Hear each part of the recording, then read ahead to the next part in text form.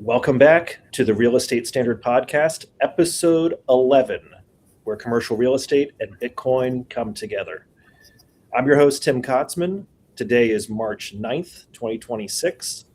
Each episode that we do here, we endeavor to break down how serious operators, investors, and developers stay competitive and profitable in the 21st century by examining commercial real estate through the lens of Bitcoin.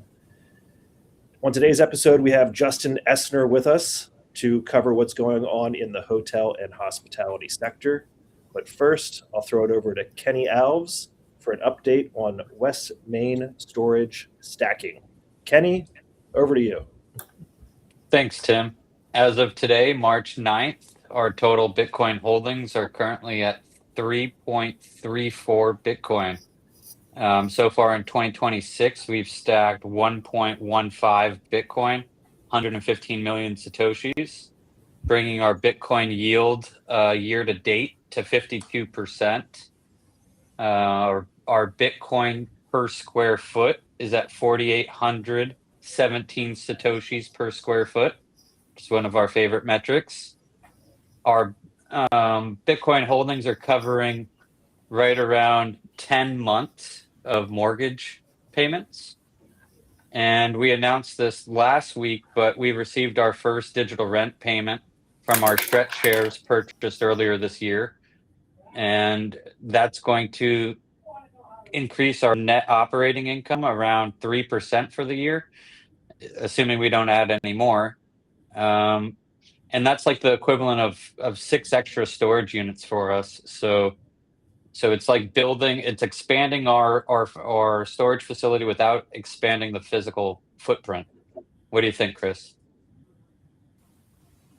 I love it. Our Satoshis per square foot continues to increase, which is telling us that the excess economic energy is only growing, and that allows us to stack and accumulate more Satoshis. So I like paying really, really close attention to that metric there. The question I had for you, Kenny, is with the Stretch dividend you got last week. If I understand, you are basically taking that dividend to using that dividend to acquire more Bitcoin, correct? That's going to be the plan. We haven't actually utilized the payment yet. We have to transfer from our brokerage, our stock brokerage account, into our bank account and into a Bitcoin exchange. So it's a little process that we have to go through there, and it's going to be separate from our DCA program. So back in July of 2025 is when we started our DCA program, and that was basically a mandate for us to acquire $10,000 worth of Bitcoin every week, no matter what the price is. And one thing I forgot to mention to you, Chris, is that last month we had like a never been done before. We outperformed the previous month. So in January of 2026, we had a Bitcoin yield of 19% for the month, 19.9, almost 20. And February, the shortest month of the year, we actually did 22% Bitcoin yield for the month. So and for the audience here, explain to them what that means. Why is that good? How are we interpreting that from a real estate standpoint? Well, we interpret it from a real estate standpoint. One of the easiest ways to kind of to visualize that is how many months we can cover with our mortgage payments. So that's how we kind of represent that. But the big takeaway here is Bitcoin yield represents a percentage of your total Bitcoin stack. So last month we were at approximately 3 Bitcoin, and to achieve a 10% yield in that month would be to get 30 million sats, 0.3 Bitcoin. And so obviously every month that you acquire more and more Bitcoin, it's becomes more difficult to increase that Bitcoin yield. Not only is it a finite asset, but if you're DCAing your Bitcoin accumulation, you're acquiring more Bitcoin, you're adding to your stack, so it makes it tougher to get a yield on there. Did I explain that good enough, Chris? Yeah, we got some. We're gonna work that out. We're gonna massage it here over the next few weeks. But yeah, I think that was a great first stab at it for sure. Justin, welcome. Really excited to have you on here today, and I'm excited to hear about what's going on in the hotel and hospitality sectors. Specifically because I have in my little corner of the industry in the office and industrial sector, we've been front and center the last handful of months with, all the headlines, loans getting called back, keys getting handed back, funds dissolving. And from some of our recent discussions, it sounds like we're not the only ones. I would love to say we aren't catching up to you, but I don't know that that's the case. Well, I'm glad to have you here today. I appreciate you making the time, and I think part of despite what may be going on in the sector at this moment in time, I think this speaks more broadly to the use cases and the applicability of integrating Bitcoin into the real estate asset class as a whole. And Kenny and I have hashed it out a number of times now. And it's the cool thing about this is depending on your property type and depending on the market that you operate in, the strategies, the realistic applications can vary tremendously, right? And what works for an apartment guy doesn't necessarily work for the warehousing guy. What works in California doesn't work in Rhode Island, so on and so forth. So I think you're going to bring a really nice vantage point here for us today on your particular specialty and how hotel operators are thinking about this new tool and how they can benefit from it. So I'm going to stop talking and let you introduce yourself and run with it here. Sure. So my name's Justin. I've been with Hilton primarily for the last 17 years, always working on the operating side. Took a 2-year hiatus during COVID and scratched an itch and worked for a few different tech startups. That's when I fell down the Bitcoin rabbit hole and have yet to crawl out of it, keep going further down it. The hotel world right now is very, very slow to adopt. We always joke that we're about 18 to 24 months behind most other real estate and business aspects of things, mostly because our business is so dynamic in as much as it's always evolving. I mean, the past week and a half, as all the different world things have been going on, it's added a new level of operational curiosity in how we're managing it. There's especially in the hotel side with tourist groups coming from all different destinations from all across the world, it just impacts it differently.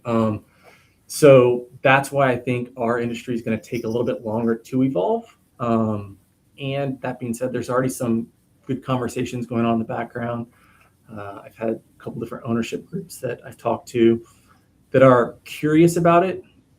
Some of their curiosity is more on, does it make sense to start, adding Bitcoin to their operating cash?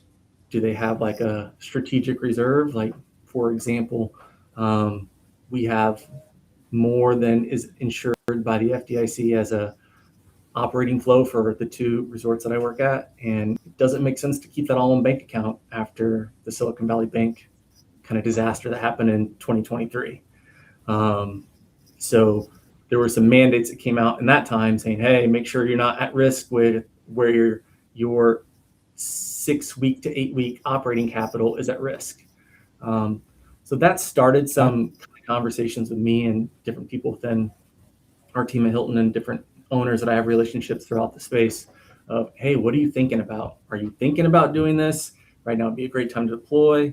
Had they done that in 23, it would have been a huge advantage. And they're still kind of like easing into it because as Kenny kind of alluded to with what they're doing, with the dividend from the STRC, it's hard to convert from operating cash flow into all of the different stuff.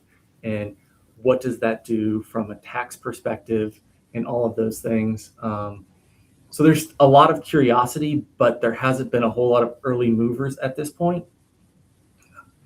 The biggest thing in my kind of viewpoint that I'm seeing where there's kind of areas for opportunities, there's going to be a lot of properties coming through receivership over the next 6 to 18 months.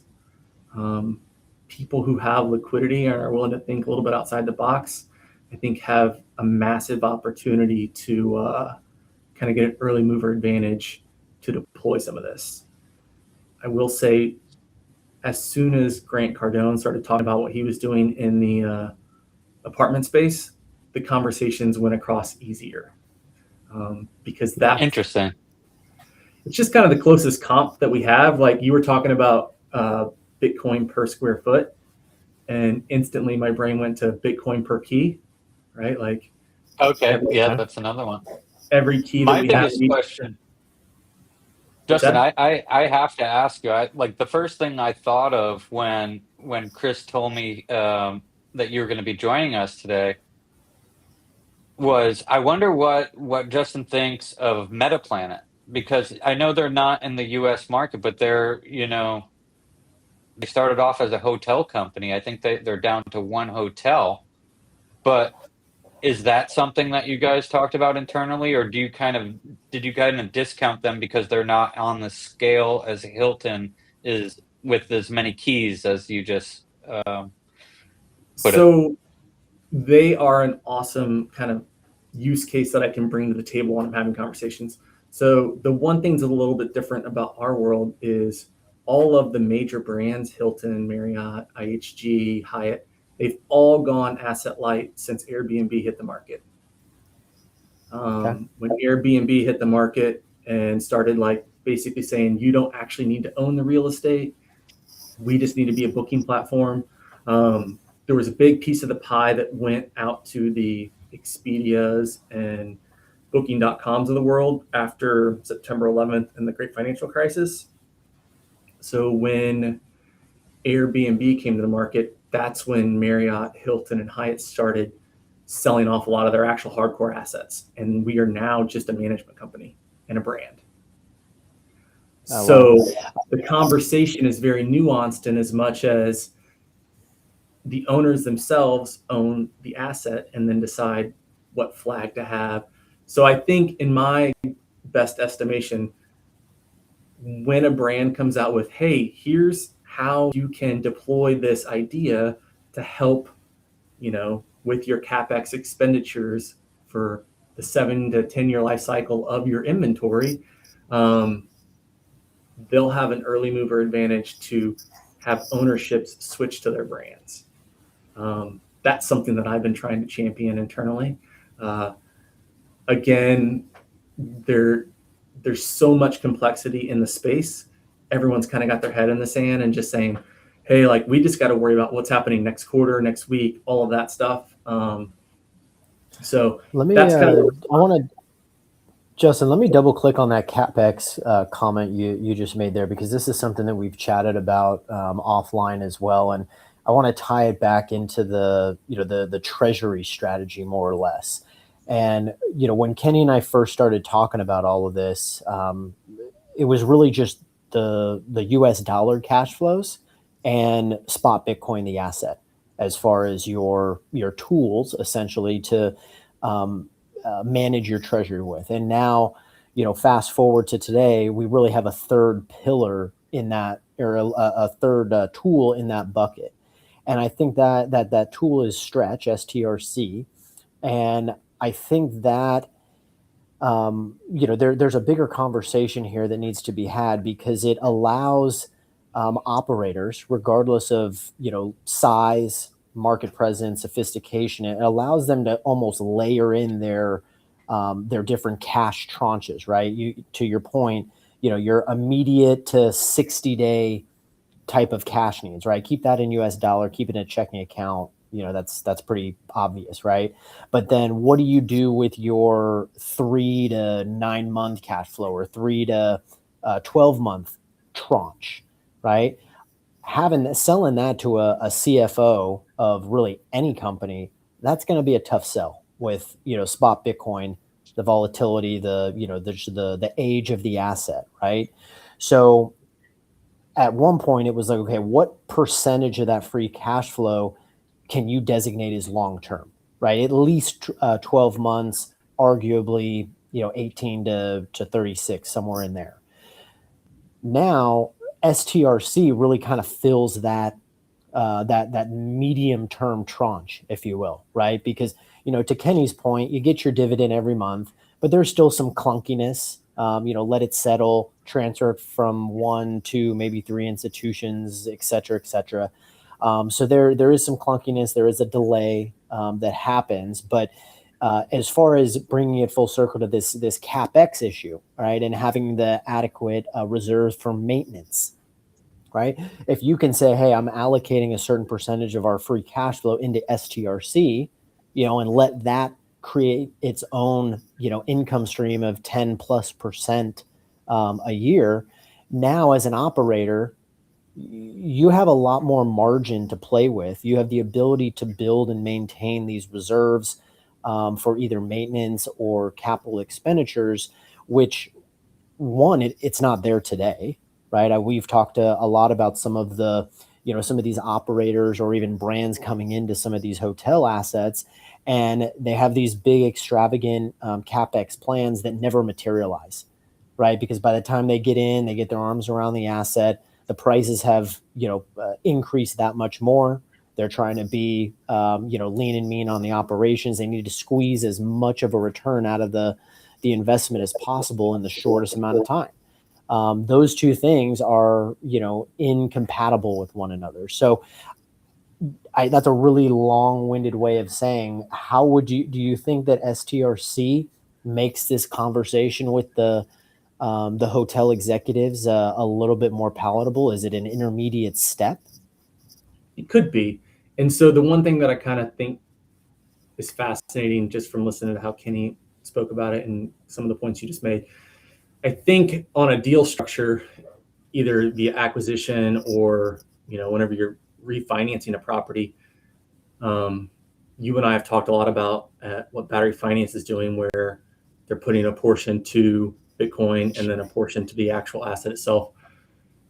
In my opinion, I think that's the smartest and wisest option for most hotel operators, because when you refinance it, then based on like what your CapEx expenditures could be each year, that would probably make sense to have in that STRC, right?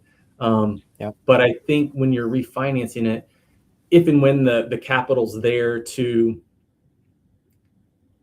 do the deal flow and say, all right, because like let's say a hotel is sold. Most of the time when hotels are sold, they're sold because they have to have renovation to keep a brand flag or do whatever. So the amount of cash flow that's going to have to go into that property is usually 20 to 30% of the purchase price. So that would be a fascinating thing. And then the life cycle of that product then is 7 to 10 years, depending on how busy you are. If you're busy, you've got about 7 years before you have to do that whole project over again. If it's interesting. So you have that the wear and tear component. Yeah. I mean, imagine how often you have to update stuff in your house. Now, if you are in a hotel, it's every day a new person who doesn't care about the fixtures, doesn't care about the carpet, doesn't care about the sheets, all those little tangible things that over time are like huge operating costs for the business. And so in the past, it was super easy to kind of manage all that because the input cost was fairly fixed and there wasn't a huge year-over-year increase in a lot of the hard goods that you would need to operate. Post-COVID, like that's where it's been the hardest thing to kind of manage an overall asset budget, is because everything's changed, right? The cost of towels is going to go up. The cost of carpet, if you can get it, has gone up. And so that's where I think having some of these different areas where you can kind of mitigate some of the risk of the asset. STRC makes sense on that medium term, like you mentioned, but like having Bitcoin tied into the asset is huge. One of the properties that you and I have talked about, and I just always think it's an interesting kind of case study to take a look at. And it's more of a jurisdictional thing, and we're seeing more and more of that happen. The Hilton San Francisco and Park 55 San Francisco was purchased in 2017, refinanced at like 1.2 billion. The loan was basically taken out at 700 plus million. Well, it came due in 2023, and the amount of investment that was needed to bring the property back up to current specs, the cost of labor in San Francisco, and the demand for San Francisco, what was once this prized asset is now an anchor to the entire portfolio. So the asset was just given back to the bank, and it took 2 years. Took 2 years for them to basically find a new buyer, and the new buyer bought it, I think, at 405 million. So 40 cents on the dollar, less than what it was refinanced at in 2017. There's going to be a lot of that in city center hotels.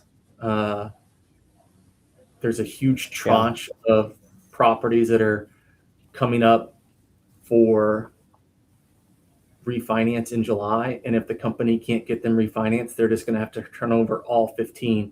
And this tranche of assets is, I think they said 756 million is what they have to get refinanced by July of this year, or they have to turn over all the keys. In the hotel space, what is the what do bookings look like today? Just, generally speaking, are they constant? Are they up? Are they down? Is it can you segment it by trophy asset versus B or C, so to speak? I'm just curious because I've read a lot about in the news with the double trees and the courtyards of the world, right? Those middle of the road, business travel consumer, right? That's their clientele. Those are the that segment of the marketplace has really let the asset go, right? They've scrapped the plans to do those renovations that you're talking about, whether it was that that 7-year timeline or otherwise, where there's really been a lot of kind of talk where the business consumer is saying, hey, this is not worth it. Like, you guys are not doing a good job keeping up the facilities. It's a bad look on the brand, et cetera, and that obviously has trickle down effects. But I'd just be curious on what you're seeing and on the occupancy side of things across the board. So as a whole this year, there's a company called STR that basically gets reports every year, and they do yearly forecast on what they expect in occupancy gain and what we call RevPAR, revenue per available room gain. This year, they're projecting a 0.8% decline in occupancy and a 0.5, I think, percent increase in RevPAR. But all of the RevPAR is in the luxury and high-end section.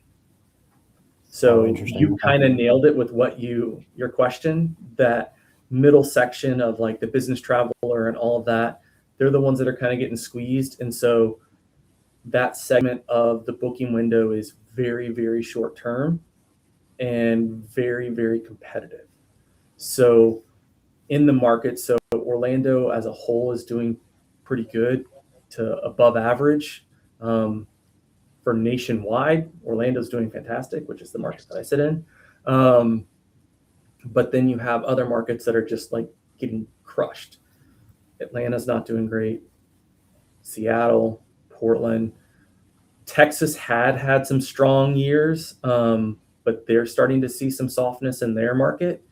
So across the industry, there was kind of an overbuild as well, where supply kept coming into the market. And so now like the supply has crossed the chasm of the demand. And so if you aren't in that sweet spot, like it's a tough slug for a lot of hoteliers out there right now. Yeah. Does that I mean, answer I the think this goes. Yeah, yeah. I mean, we don't need to, dive deep on that. I was just more, curious at kind of a higher level. And I mean, the other thing you said that is interesting is you basically alluded to the fact that this is more of a structural transition in the broader real estate industry, where I think a lot of our industry colleagues are, still holding on to the whole, cyclical narrative, right? Real estate is cyclical. We've been here before. We'll get through it again. And, I could not disagree with that perspective anymore, because I mean, even if you take Bitcoin off of the table as a store of value and pristine collateral competitor, you start to look at the inputs of real estate that you're talking about, right? I mean, the construction costs, the renovation costs, the land costs, labor, all of it. They're so distorted. Jurisdictional risk, absolutely. They are all so inflated and distorted that they just the numbers they don't compute by any stretch of the imagination. And the only way that you can actually get them to is with significant financial engineering on the back end. And again, that's before you bring in Bitcoin into this conversation. So I appreciate you bringing that up, because I think it's something that our industry is, there's a lot of inertia in the industry on kind of going that second or even third layer deeper on, the state of things, and, how the heck do we, climb or build ourselves out of this thing. So I appreciate that. On that note, the one thing that I think is kind of fascinating in some of the conversations that I've had, there's definitely a sunk cost bias, and where they don't think that this time is different. It's like you said, cyclical, and we've done this before and all of this. The one thing that I kind of noticed from, call it 2017 to now, is the deal flow that was happening from 2017 to 2020, the commercial mortgage-backed security packages that were being offered. All of the big brokerage firms were making lots of money on just transactions and basically trading assets. And one guy would, I've got $6 billion that I got a 1031 into something else. What do you want to trade me, sell me? And then they would sell their asset and mark it up, whatever they needed to. And then they would call their friend, hey, I've got, $4 billion in 1031. I got to roll. What do you want to sell? And so there was this constant energy that was driving the prices up, and the demand was going up. And so everything was cruising along pretty well. And then when COVID hit, like, our industry was crushed because nobody traveled for a while. And once they came back, there was a little bit of the whole revenge travel, but that wasn't the quality business, if you will, and as much as like group business travel, the stuff that you could kind of count on. And so that's been how it's been wildly aggressive in the evolution since, call it 22, is everyone's trying to figure out what the new normal is. And I'm kind of the crazy person in the room. Like, the new normal is you need to have Bitcoin on your balance sheet.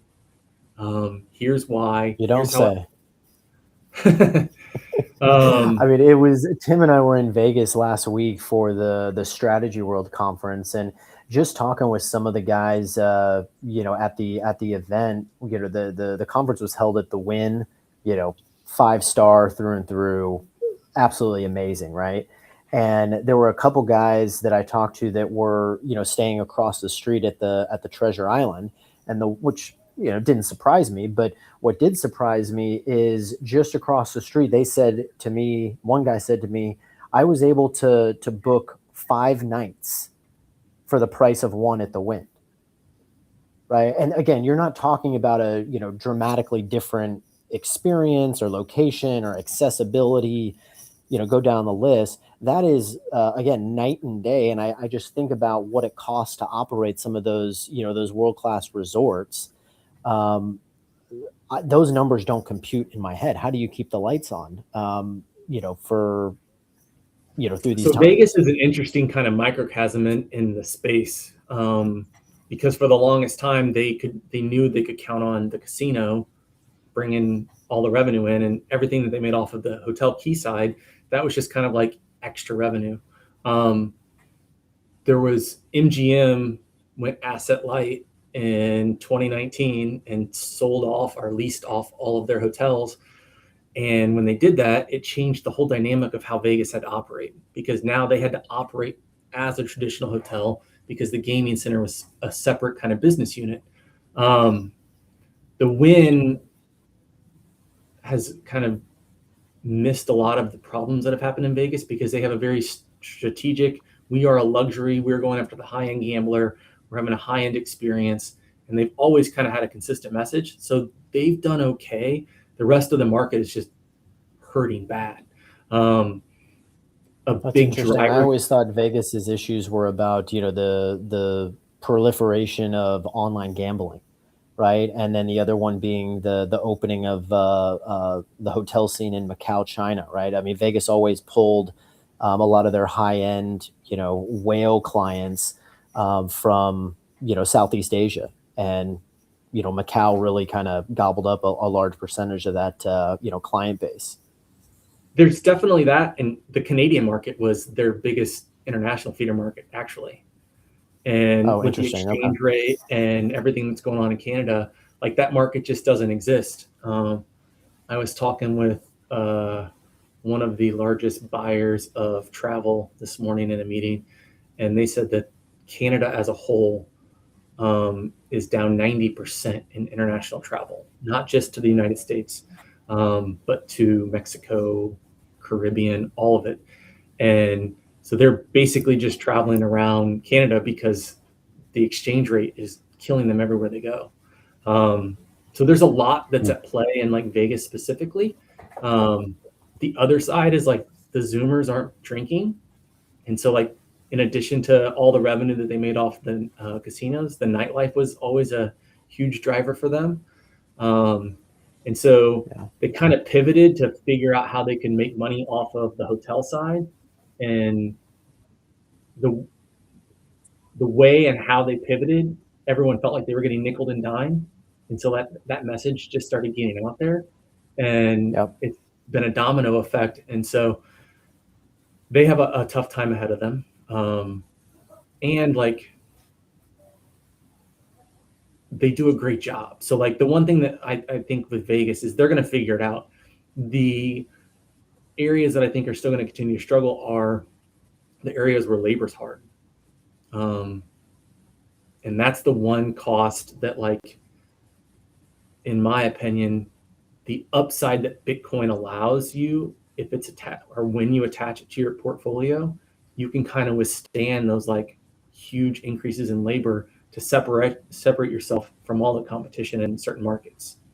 And attract the best labor at that, right? I mean, I think there's a quality component too, right? Less, not just a numerical component. And that's, I mean, like at the end of the day. I was just going to jump in because I wanted to learn more. You mentioned the term asset light a few times, and that seems like a pretty big pivot, almost like you guys are shifting from brick and mortar to like the digital landscape with online bookings. What would you say like the percentage of income is now? Is it 50-50, or is it still predominantly the keys that are bringing you the revenue, or are you guys like pretty much all digital now? I'm kind of curious to if you can disclose that or not. You mean like branding? Publicly traded company, so go ahead. You're talking about branding and licensing fees, right, Kenny? Well, it sounds like that's where a majority of the focus, after listening to Justin talk for a bit here, is that they are more of a brand and they want to license their name to hotel operators that want to be known as a Hilton. I think this is how Trump structures his deals as well, where he may not own the real estate, but he licenses the Trump brand and they put that on the building.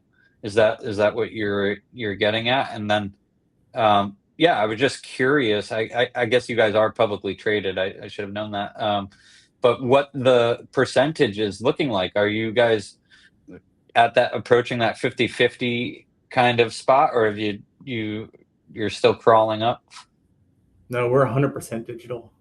So we are just a brand and management company. We got So rid you of don't all. own any of the real estate anymore. So in And 20, so it's a fascinating kind of backstory. Blackstone brought Hilton private, I think in 2007, and then the global financial crisis happened. We stayed private, and then we went public, I think in 2014. They did like a new IPO, and I want to say in 2015 we divested everything. Don't quote me on these exact dates, but I'm pretty sure that's when it was. And so in 2015 we went from Hilton, which was Hilton, the assets, the brands, and the timeshare division, and we became three separate companies, all publicly traded. So Hilton Grand Vacations is the timeshare unit. There was a REIT that was spun off, Park Real Estate and Hotels, and Hilton, all three stocks. The fascinating thing is Hilton stock obviously went down whenever they spun everything off, but within 6 months was trading higher than whenever they had all of the assets on the books. I Wow. think that's There's your multiple financial that- engineering. Yeah. I mean, And so Hyatt I was just the want to last. cut back. Marriott was the first to do it.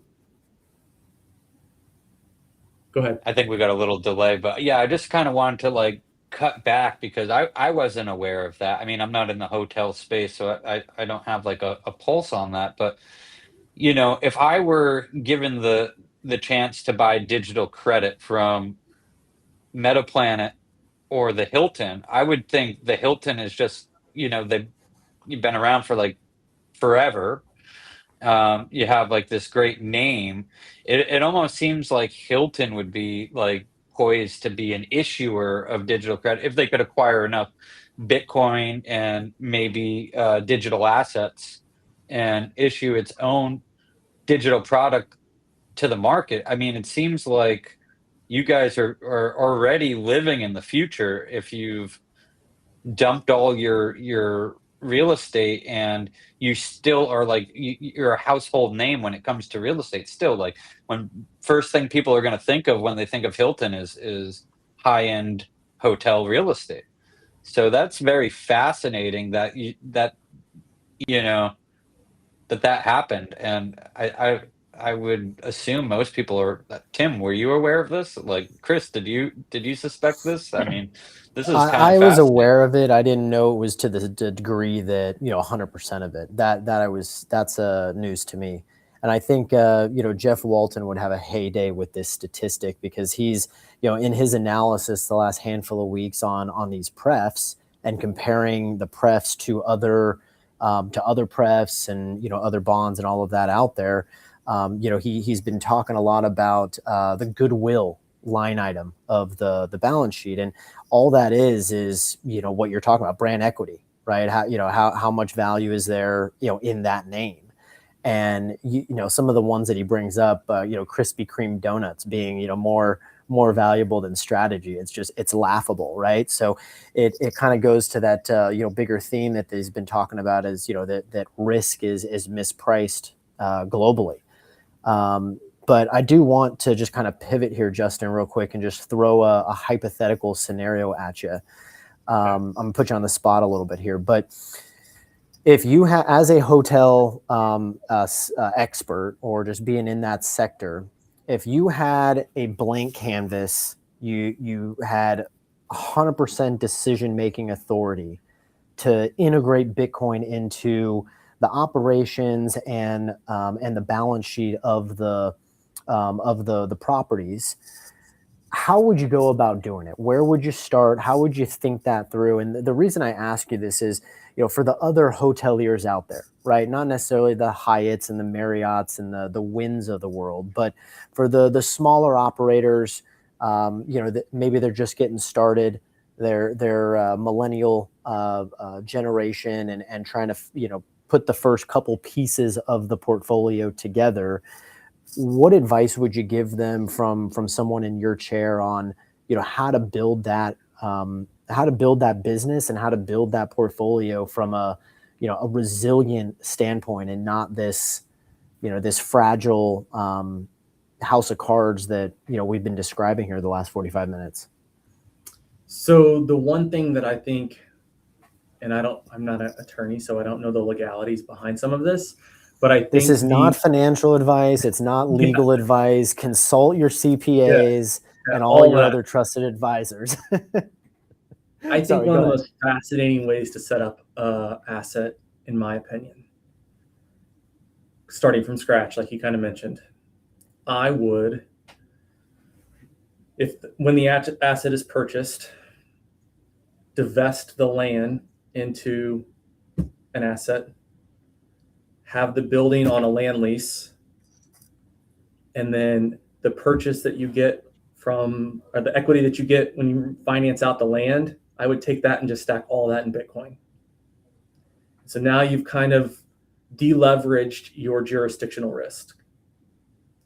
Then on the building that sits on top of it with the 99-year lease, however you structure that type thing, I would finance out at 10% with a Bitcoin stack, 90% the rest of the asset for like the operating thing. So that when it's time for that renovation, you could either borrow directly, do a Bitcoin finance loan directly off of that, or you could sell some of it if you really had to.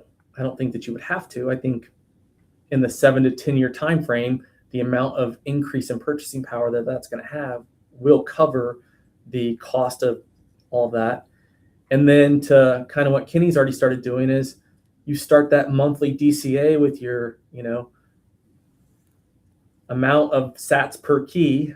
And as long as that keeps going up over the 7 to 10 year time frame, by the time you're looking at it, now when it's time to, either renovate the hotel, sell the hotel, you have like a bunch of different assets that you could theoretically package. You have the land, you have the operating business that sits on top of the land, and you have all of Bitcoin that you've generated from all of the three. The monthly DCA, the way you finance the package, and then like by separating out the land at the front end. I think that if people are very thought forward over the next 6 to 18 months, if they're able to structure some deals like that, in 10 years, they're going to make MetaPlanet and some of the other ones that are just the pure digital play. They'll give them a run for their money. That's fascinating. That is not, I love that answer. That's not what I was expecting as far as, breaking out the land from the improvements, but, so there's awesome. The only reason I tie that in is there's a lot of properties that are already out there that are on a land lease. And so if you can find an asset that isn't on a land lease, that you own the land and all the other different stuff, you take that one little thing and you separate that out. And now you have a whole nother asset that could just basically sit on the Bitcoin and the land. And I think that, again, like not an attorney, but not sure how all that works. But I know that there's already deals that are out there where the building is separated from the land. Yeah. And I mean, one of the best things about real estate is, how creative operators can get on how they structure these deals. And, I think that comes through with the Bitcoin strategies as well. There's a lot of different ways you can approach it and structure it to, to fit your particular circumstances. But I'm actually kind of surprised you did not mention anything about kind of the operational side with the consumer facing piece, customer loyalty programs. There's a publicly traded hotel operator out of Mexico City, Murano Hospitality. I forget what their ticker is, but they trade on, I think it's the NASDAQ. They integrated a Bitcoin treasury standard back in 22, I believe. I'm doing this by memory.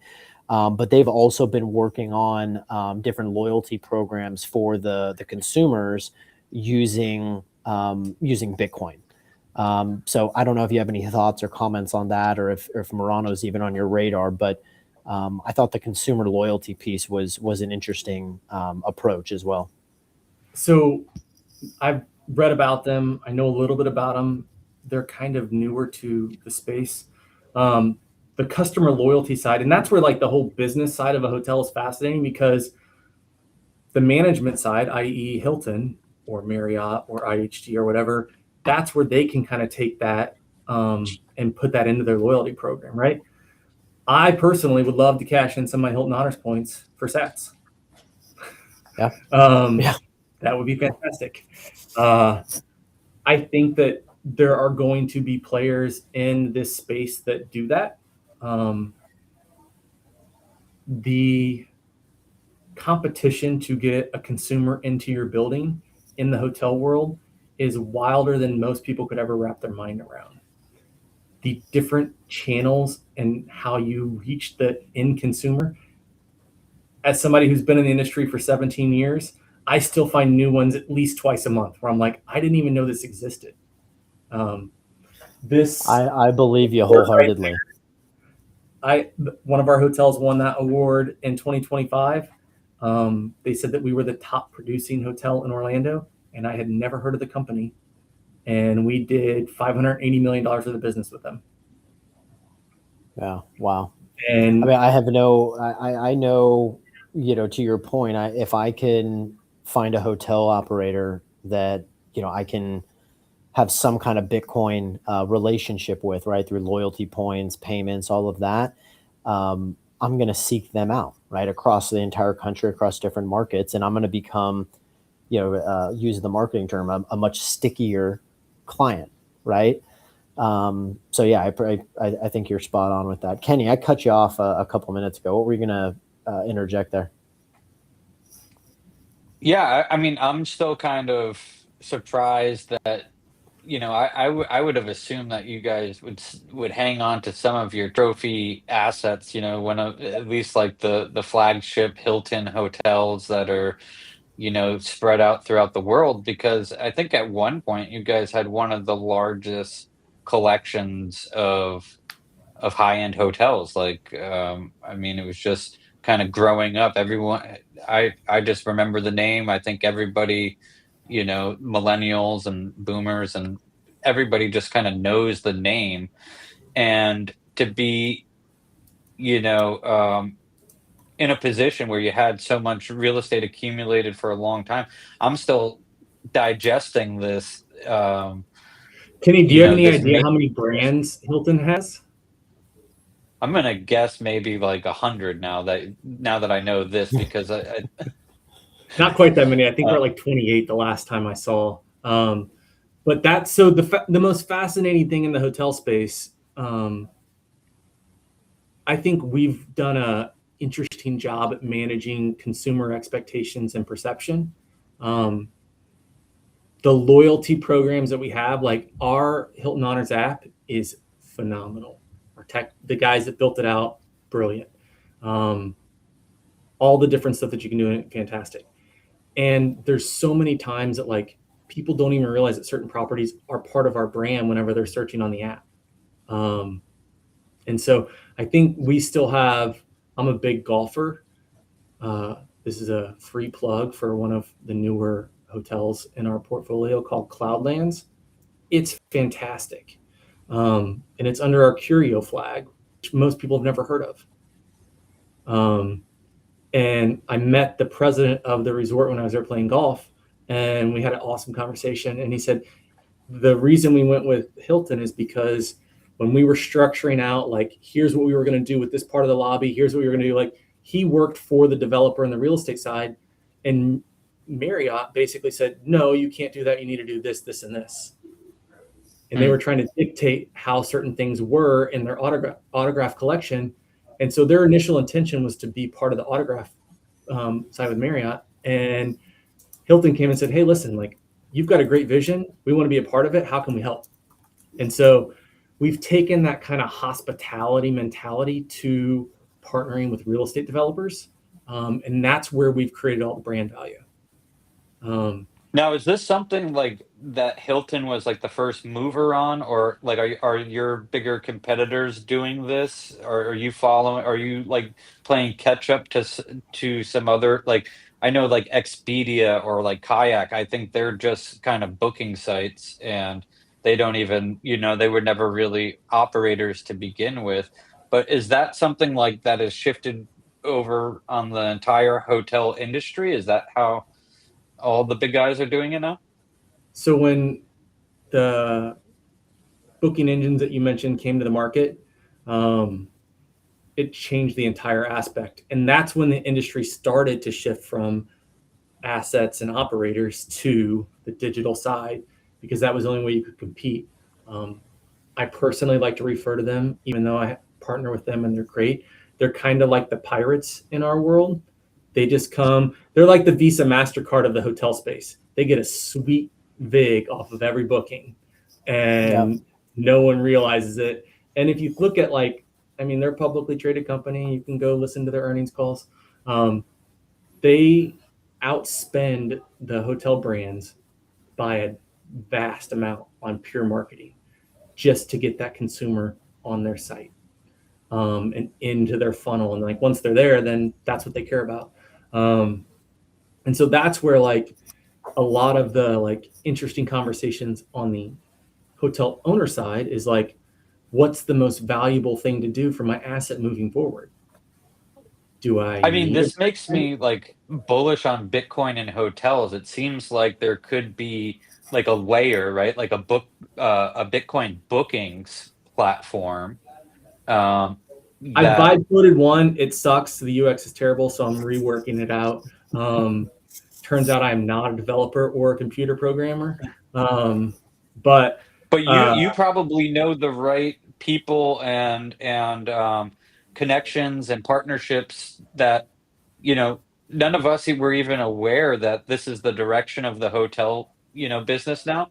But it seems like it would be a perfect opportunity for like a Bitcoin company to sit at the top of the funnel and take bookings and collect Bitcoin, and then behind the scenes, square up with Hilton or the other brands with fiat, behind the scenes, but at least take the bookings and Bitcoin.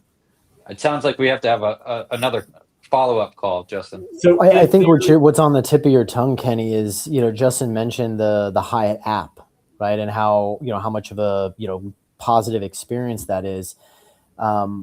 I imagine it's got to be somewhat easy to integrate or add a Bitcoin wallet feature to that app, right? And Well, the now question is Hilton going to go do that, or is it quicker and more advantageous for some Bitcoiner to just go connect the dots, right? Because it sounds like there's no real barrier to entry in the hotel space. If you can get somebody to reserve a room, they're happy to give you a piece of it. Is what it sounds like to me. Maybe I'm wrong. no, you nailed it. So there's definitely, if there's any devs that are not real estate developers but computer devs listening to this, hit me up. There's definitely something here. And I think that the brands are, that's going to be one of the first things where they introduce on the consumer side, is the ability to kind of like pay with Bitcoin and do all that sort of stuff. Um, they were waiting for the FASB stuff from what conversations I've had internally. I think that kind of clears up a lot of those question marks. The real thing that I've been kind of paying attention to is what Steak and Shake has done in implementing it and how it's increased, business to those locations, and what they're doing to now retain their team and retain their talent and grow their talent by paying them in Bitcoin. Um, there's going to be a lot of movement, in my personal opinion, over the next 18 months. I'd love to have a seat at that table and help make that happen. It's going to be fascinating to see who makes all the moves. Interesting stuff, guys. Yeah. I mean, I think just closing thoughts, I guess here is with Hilton being the brand that it is, And, it sounds like they've really kind of put all their eggs in that basket, right? I think there's an incredible opportunity for them to add not only another layer, but kind of create a differentiator or even a competitive moat in the short term by being that first mover in this space, right? Just like you're saying, like who's going to have a seat at the table, who's going to do it. I think the real estate industry at large, there's a lot of opportunity for operators in each of these sectors, hotels, industrial, office, so on and so forth, to be that first mover, because they're going to attract attention. They're going to attract a new type of consumer, and they're going to tell the marketplace that they're, positioning for the 21st century. They're innovation forward. There's so many added on benefits to, to that, to making a move like this, that it's to me it's a no-brainer. So if you're in the C-suite at a hotel operation, be the first to speak out, do your homework, get up to speed on things, and pitch it to your teammates, pitch it to your board, pitch it to your C-suite, because it will ultimately pay dividends for the organization. Big time. So whoever moves first is going to have a huge advantage, and I think the loyalty side from all the different brands, that's the play. And outside of the real estate side, the real estate ownership side, that's a whole nother fascinating thing that, there's lots of ways you can do it. But from the Hiltons, the Marriotts, the Hyatts of the world, whichever one moves first and allows, instead of Hilton Honors points or Bonvoy points or whatever, and gives you some sats back, I think that they will have a massive advantage of the marketplace for loyalty. And like you said earlier, Chris, stickiness. Kenny, any final thoughts? I think I'm gonna just stay silent for today's episode, but I'm just got my mind spinning so fast thinking of all these ideas, and I'm like, oh man, like there's so much opportunity, and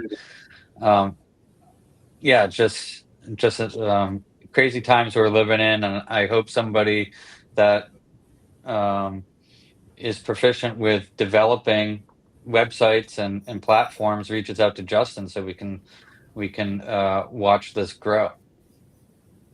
Absolutely. Justin, thanks for joining us today. I think you're just another example of someone that's inside one of these operating companies that's an advocate for Bitcoin as an asset and for the growing ecosystem, right? We touched on the preferred products, Stretch in particular. So thanks for joining us, and we'll have to have you back from time to time and certainly see how all of this progresses. It's going to take someone inside the company to even hold the mantle and be in that position, like you kind of referenced, Justin, when these companies do decide. Just look at the screen. I have more of an energy background, but Kenny and Chris and yourself, Justin, all have this real estate background, but like even different buckets within the real estate industry. So very cool. Well, I appreciate you having me on, and I would love to continue the conversation in the future. There is a lot of opportunity here, and happy to have further conversations with anybody who has ideas. If anyone wants to find you online, Justin, where can they find you? Hit me up on LinkedIn. Just Justin Essner on LinkedIn, and that's the only social media I have besides Noster, and most people in the corporate world haven't ventured down that rabbit hole yet. Awesome. Yes, thank you for that. We had someone asking where they could find you. So Justin Essner on LinkedIn. That's it for today's episode 11 of the Real Estate Standard Podcast. If this conversation was useful, please share it with a partner, a client, or someone that is a decision maker in the marketplace. New episodes drop weekly, so stay tuned, like, subscribe, do all those things that help us to amplify the message. And until next time, stay disciplined, think long-term, and stack sats. This is the Real Estate Standard.